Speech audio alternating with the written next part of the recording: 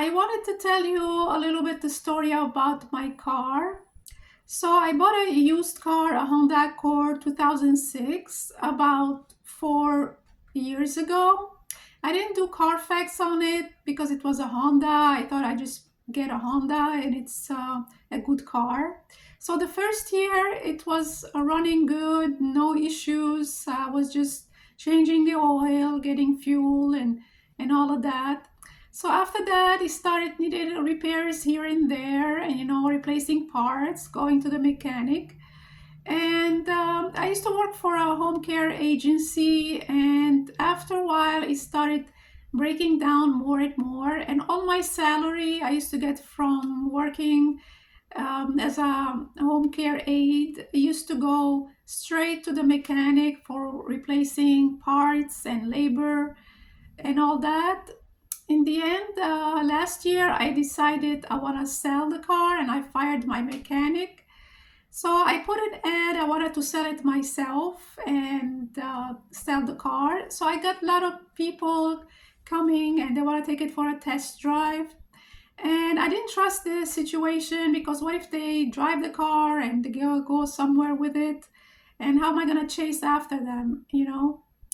In the end, I decided to sell it, to take it to webuyanycars.com.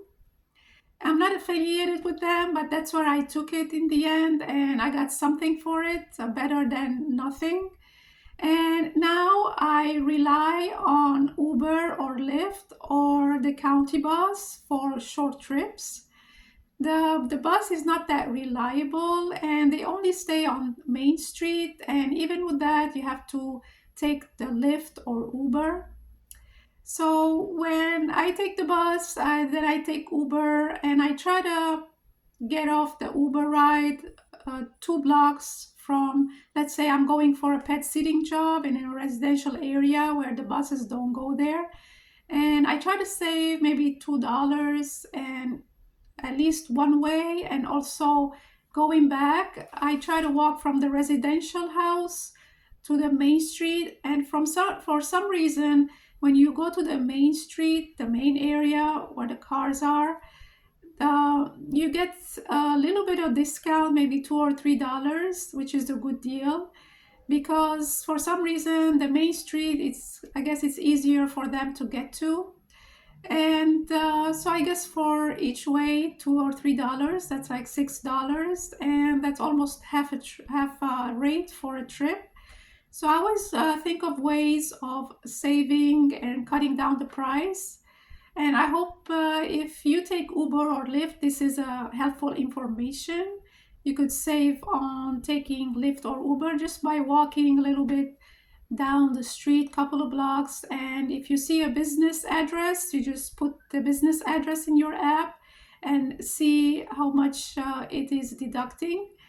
And as you can see the difference. And with that, if it doesn't do it the first time, you can try it again.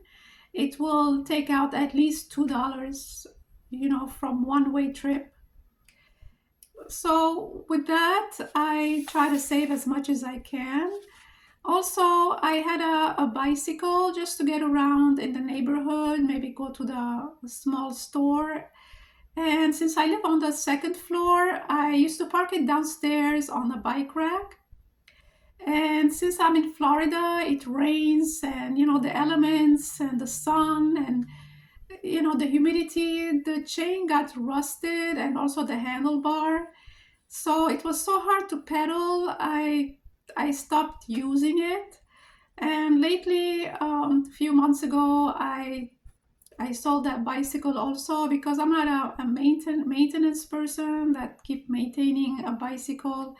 So I don't have that. I'm just relying on a county bus and mostly taking Lyft or Uber. And that's the way to save, just to cut down the rate in half for Lyft or Uber. If you take the bus halfway and from there you take Uber, rather than taking the whole trip all the way to my house. This way I cut down the price in half. And I hope this information was helpful to you as well. And this is what I have for you today. If you like my video, please put a like and subscribe, and see you in the next time. Thank you for watching. Bye for now.